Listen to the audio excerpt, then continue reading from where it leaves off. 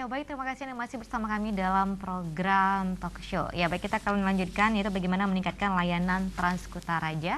Masih di sini bersama Pak Robi dan juga Pak Zubir di sini. Nah, ini menarik sekali bahwa Transkutaraja terus membenah diri untuk meningkatkan pelayanan kepada masyarakatnya. Dan artinya juga harus ada survei nih Pak ya, bagaimana tingkat kepuasan masyarakat dengan layanan Transkutaraja ini. Sudah dilakukan Pak? Sudah dilakukan. Jadi survei terakhir kita lakukan di Maret 2019. Tingkat pengguna Transkutaraja kita tertinggi itu ada di Koridor 1. Koridor 1 itu pusat kota Darussalam. Dengan klaster penggunanya itu mahasiswa. Jadi pengguna Transkutaraja yang paling banyak itu di Koridor 1 dan mahasiswa dan pelajar. Kemudian kami setiap hari secara berkala mengevaluasi terhadap keluhan yang masuk. Jadi Mbak Leni perlu saya sampaikan bahwa untuk keluhan masyarakat yang masuk ke helpdesk center kita itu terbanyak sebesar 53% dari sisi keterlambatan bis Transkutaraja. Memang kondisi bis Transkutaraja yang mengalami keterlambatan disebabkan karena bis Transkutaraja yang beroperasi di ibu kota provinsi Aceh ini sendiri itu berada mixed traffic, masih bercampur dengan lalu lintas lainnya, sehingga mereka tidak mendapatkan prioritas. Kami dari Transkutaraja di UPTD-nya sudah menyiapkan timetable. Jadi kita coba setting perjalanan mereka dari titik asal pemberangkatan ke akhir perjalanan. Ada pergeseran terhadap kondisi kemacetan lalu lintas, kemudian juga ada kendala mereka tidak bisa parkir di halte karena ada pedagang kaki lima dan kendaraan pribadi yang memarkirkan di depan halte. Nah, kondisi-kondisi inilah yang membuat menjadi keterlambatan. Namun kami terus berbenah, kami terus melakukan perbaikan sehingga ada kepastian bagi masyarakat seandainya beliau berada di satu halte, mereka punya angka masih ada nggak bis saya untuk perjalanan selanjutnya. Informasi itu sudah tersedia di timetable, bahkan kita sedang mengembangkan teknologi. Dalam waktu dekat akan kita coba launching aplikasinya, namanya ETA, Estimasi Travel Arrive Transkutaraja. Insya Allah jika itu bisa kita go public, nanti bisa di-download di aplikasi Google Android ya, Google Play Store.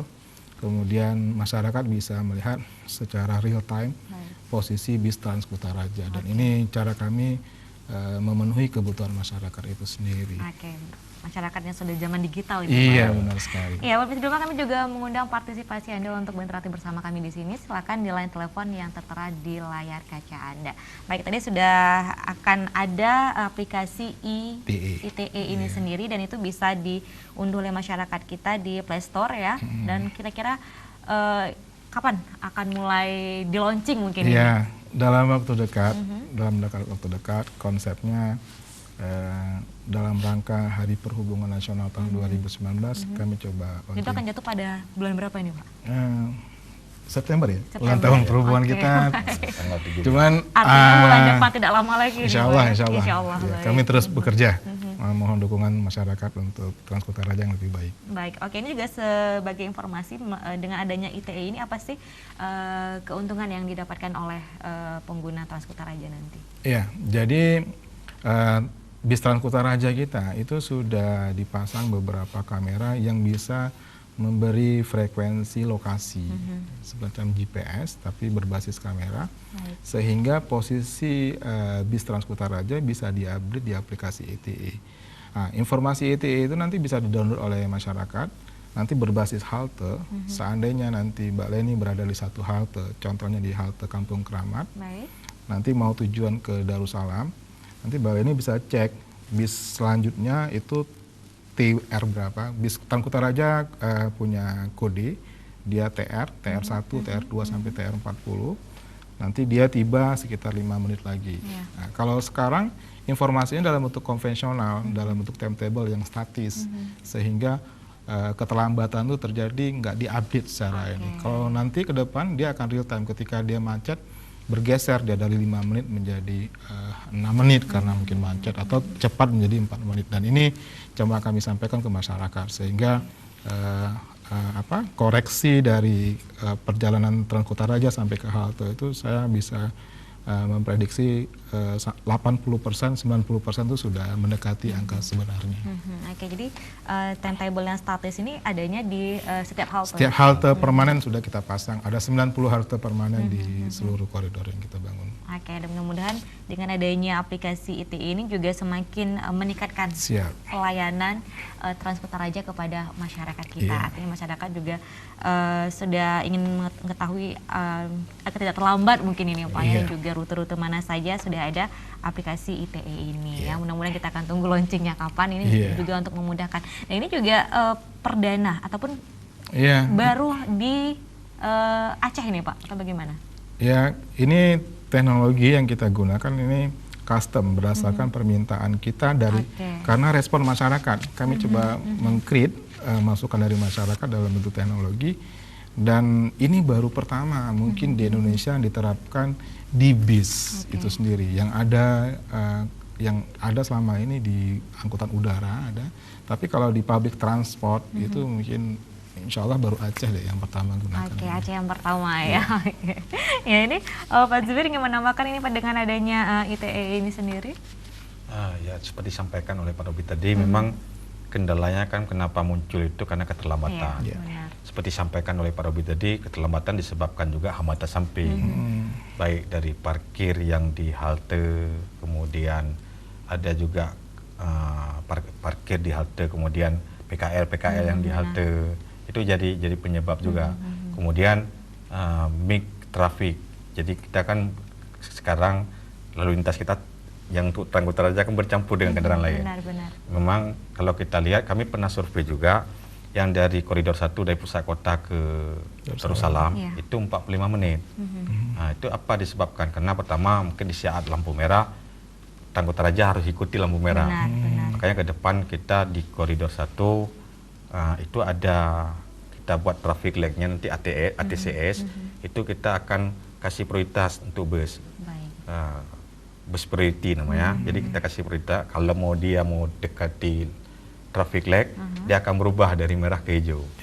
Jadi sehingga yang kendala-kendala keterlambatan headway waktunya bisa diperkecil. Nah, itu mungkin tugas kami bersama.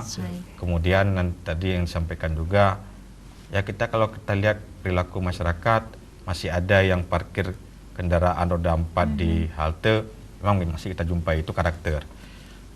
Tapi kita tidak bosan-bosan untuk melakukan himbauan. Ini juga sudah 3 tahun ya, apakah sudah meningkatkan kesadaran masyarakat kita terhadap ini? Mungkin dulu tidak tahu dengan adanya Trans-Kutaraja, tapi itu sekarang artinya sudah 3 tahun, artinya sudah sadar dong 3 tahun. Karena begini juga Mbak, karena kalau kita lihat perilaku itu kan bukan hanya orang kota Banda Aceh dan sekitarnya, karena ini Banda Aceh ibu kota provinsi, bisa jadi dari daerah lain. Kita tidak bisa seperti itu, cuma himbauan selalu kita lakukan, kemudian sosialisasi selalu kita lakukan.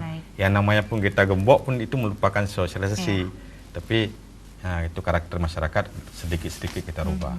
Karena pun masyarakat berpikir selama ini kenapa mereka terpaksa parkir di halte, karena mungkin lahan parkir tidak ada. Makanya kami pun ke depan akan menyiapkan tugas kota menyiapkan GSB toko untuk lahan parkir. Karena kalau kita lihat sekarang banyak GSB yang digunakan untuk PKL, untuk kursi-kursi warung kopi. Itu sebenarnya kalau kita lihat di aturan memang untuk lahan parkir, sehingga mereka tidak parkir di badan jalan. Nah, itu tugas kami ke depan. Nah, ini lagi yang harus diterapkan ya, dan masyarakat kita juga sadar ini Pak ya, bagaimana berlalu lintas yang tertib, bagaimana menggunakan space jalan yang sebenarnya sesuai dengan kebutuhannya dan juga yang sudah diperuntukkan ya. Baik. Nah, tapi ini juga menarik tadi bagaimana agar dari Trans-Kutaraja mungkin ke menuju Darussalam 45 menit itu lebih cepat, tapi dengan adanya tadi traffic light lampunya yang langsung menjadi hijau kembali, dan itu khusus untuk Trans-Kutaraja. Trans-Kutaraja. Nah, mungkin nanti diikuti oleh pengendara-pengendara yang lain bagaimana ini Pak? Atau bagaimana prosedurnya ini? Dia begini, dilewati, jadi saat hijau, jadi Trans-Kutaraja di depan. Kemudian waktu diikuti kendaraan lain kan ada limit waktunya. limit waktunya akan berubah jadi merah. Yang lain kan harus mematuhi karena ada prioritas simpang-simpang lain yang harus dilalui. Karena karena di kita belum ada jalur khusus. Kalau di Jakarta mungkin ada Transjakarta jalur khusus. Walaupun di Jakarta kami lihat jalur khusus di lampu merah harus berhenti juga. Jadi mungkin prioritas-prioritas seperti itu harus kita lakukan untuk mempersingkat waktunya. Kalau lahan, kalau kita lihat udah terbatas kalau ruang jalannya, udah terbatas. Jadi mungkin prioritas-prioritas yang hal lain harus kita lakukan.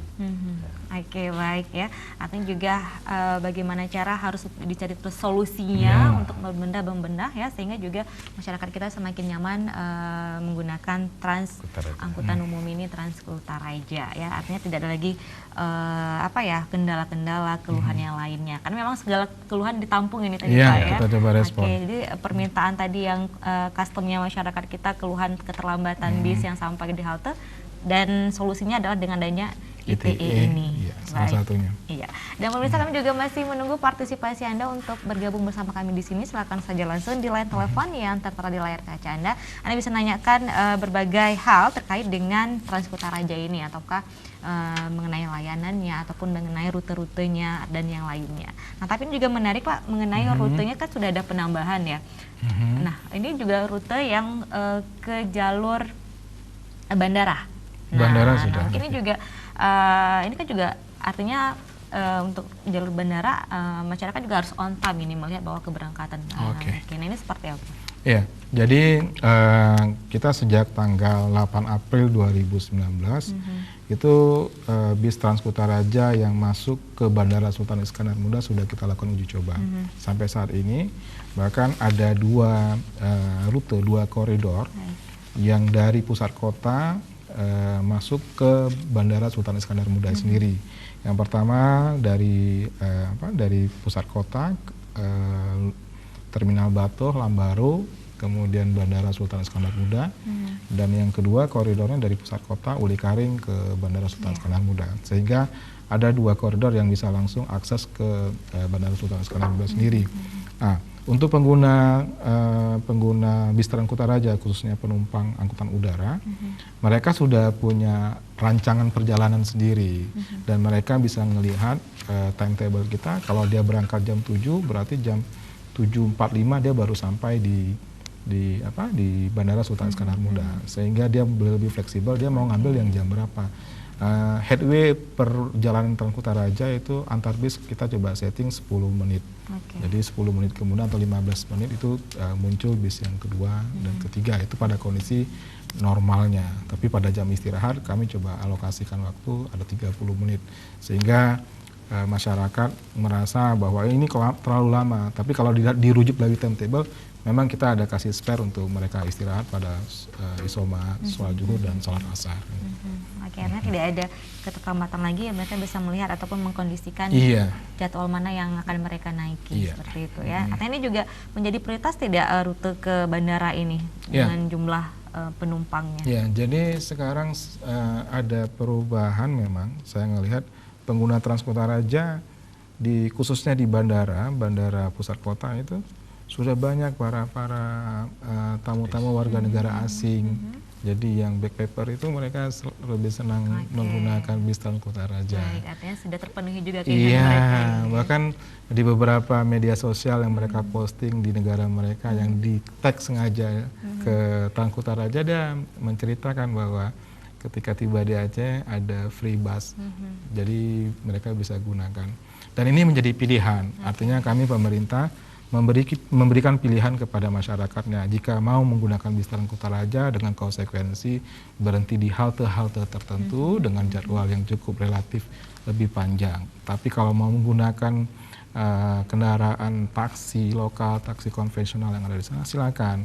Karena itu menjadi pilihan. Pilihan itu yang harus kami siapkan di beberapa fasilitas umum. Oke, untuk wisatawan yang ini memang lebih memilih yang ini yang walaupun rutenya panjang tidak masalah, yang tujuan mereka adalah jalan-jalan. Mereka traveling, mereka pengen lihat. Tapi juga masih dengan free bus tadi Pak ya. Nah, ini kan juga apakah ini satu-satunya di Indonesia yang masih free nih Pak? Atau gimana? Jadi di rapat pertemuan kami dengan pengelola angkutan massal di Indonesia, Iya. mereka sangat sangat surprise ya, artinya kok Aceh masih free ya sampai hari ini. Kenapa bisa? Harusnya beberapa provinsi juga bisa melakukan hal seperti itu, walaupun mereka melakukan free dalam kondisi momen-momen tertentu. Misalnya ada kegiatan tertentu mereka free kan. Tapi Aceh sudah sekian lama masih free. Bagaimana hikmahnya?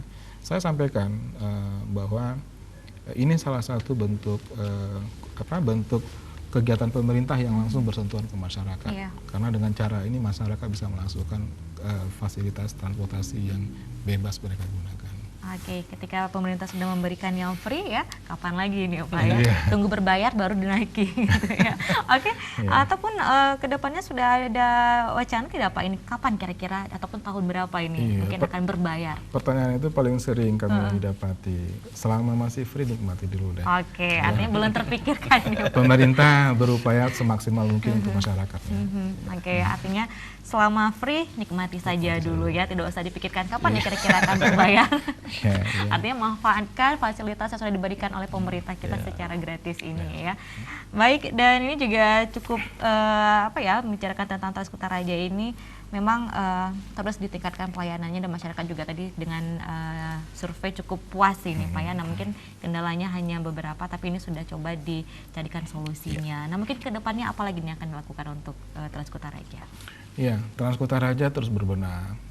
Kami coba mengupgrading rute koridor, kemudian dengan Dinas Perhubungan Kota Banda Aceh bagaimana bisa menyiapkan feeder. Ini salah satu yang menjadi kebutuhan masyarakat karena luasnya jaringan Transkutaraja itu bisa menambah demand yang akan digunakan Transkutaraja.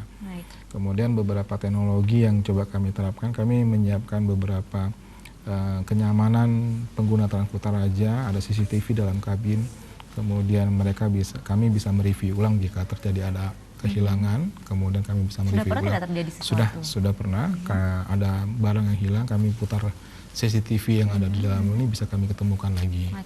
Dan hal-hal yang lain mungkin kami coba mengajak masyarakat untuk coba memberi respon terhadap apa yang sudah kami lakukan. Yang baru-baru ini juga halte Transkutaraja sudah terang di malam hari, dan ini juga bagian yang sudah kami lakukan supaya orang nyaman untuk berada di halte Transkutaraja walau di malam hari. Nah tadi ada prioritas yaitu dengan mungkin feeder ini tadi mungkin yang disediakan dan juga bagaimana akan ada aplikasi ITE ini sendiri ya. Pak Zubir, ini apa ini yang kedepannya lagi yang akan terus dilaksanakan oleh Transkutaraja? Kita berkoordinasi juga dengan PTD Transkutaraja bagaimana meningkatkan jangkauan wilayahnya. Kami sudah berkoordinasi dengan pihak Transkutaraja. Ada beberapa wilayah Kota Banda Aceh yang merupakan koridor utama yang belum dilalui. Kalau kita berharap tempat-tempat fasilitas publik yang dilalui. Contoh mungkin kami berharap bisa melewati atau dilalui ke Jalan Maliku Saleh. Di Jalan Maliku Saleh itu ada 3 SMK di situ. Ada Stadion Harapan Bangsa di situ. Kemudian ada Amin di situ. Itu memang fasilitas publik yang anak-anak kita butuhkan dan masyarakat butuhkan. Kami berharap tanda kutip jalan itu juga sangat lebar. Sangat lebar, tapi juga sering kemacetan ini Pak ya di daerah Nesu ini. Kalau di Nesu memang lebar jalan sangat terbatas. Tapi kalau Jalan Maliku Saleh itu sudah dilakukan pelebaran dari Simpang Lamlagang sampai ke jembatan Stadion Long Raya. Sudah luas. Sudah luas, sudah lebar. Kalau masalah lebar jalan itu bisa kita siasati dengan bis kecil mungkin atau bis sedang. Tapi koridor itu merupakan prasarana pelayanan publik. Itu yang perlu kita sisiplah angkutan massal kita di koridor-koridor tersebut. Karena memang ada permintaan. Permintaannya sampai ke Rumah Sakit Meraksa malah. Jadi kita berharap di Jalan Maliku Saleh, kemudian lewat Aceh Besar Lampu Nerut, kemudian bisa berputar di depan Rumah Sakit Meraksa. Untuk Aceh Besar yang sudah ada juga daerah Matai ini Pak ya? Ya, Matai. Karena yang Simpang Lampu Nerut itu sudah menyentuh ke Aceh Besar. Jadi memang di ujung koridornya memang rumah sakit. Memang kalau kita lihat Rumah Sakit Meraksa, kalau di Banda Aceh ada Rumah Sakit Zainal Abidin dan Rumah Sakit Meraksa. Jadi kalau Rumah Sakit Meraksa itu kan akses orang Aceh besar kadang-kadang ada juga yang ke Raksa. Makanya sangat kami butuhkan itu angkutan-angkutan ya semacam ini, angkutan massal. Selain nanti kita perbantukan dengan feeder-feeder. Kemudian ada satu koridor lagi yang ke Jalan Syekh Kuala. Jalan Syekh Kuala merupakan koridor awal yang kita rencanakan. Itu perlu kita kembangkan ke depan. Insya Allah di akhir tahun ini atau di awal tahun 2020 itu di Jalan Syekh Kuala, tepatnya di kawasan Lampulo, sudah pindah pasar. Pasar yang ada di Menayung, semua pasar akan dipindahkan ke Lampulo. Mungkin aksesnya akan dipindahkan ke sana juga. Iya, jadi semua nanti fasilitas publik yang mengenai dengan pasar sudah dipindahkan. Dan kami sangat berharap angkutan massal bisa melalui koridor tersebut. Baik ya. Dan di sini juga artinya sudah akan terus ditingkatkan pelayanannya ya, mulai pembenahan, mungkin ada koridor-koridor yang belum tersentuh oleh Transkota Raja mungkin kedepannya akan ditambah ya. Dan tadi juga ada dua hal, yaitu bagaimana feeder-feeder ini mulai adakan untuk masuk ke pemukiman masyarakat, dan satu lagi sudah ada layanan ITI nantinya yang akan lebih mempermudah masyarakat kita untuk mendapatkan informasi mengenai Transkota Raja ini. Baik pemirsa, demikianlah dialog kita pada sore hari ini, dan terima kasih atas partisipasi Anda. Wassalamualaikum warahmatullahi wabarakatuh.